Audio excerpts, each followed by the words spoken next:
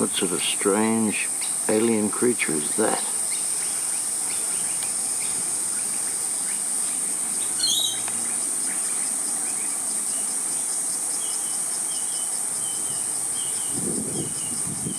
Which is a leaf caught in a spider web.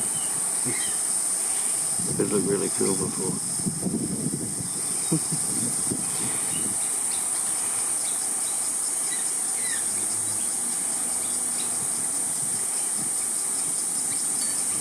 It would look cool if this camera would focus better.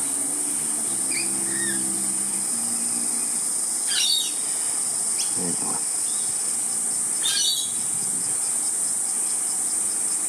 Strange alien creature.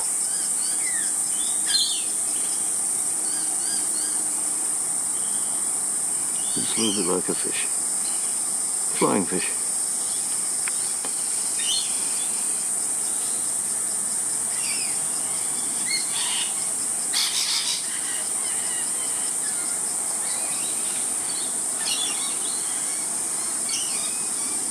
Anyone want to donate towards a camera with the real manual focus options to the stupid servo-controlled rubbish they came up with?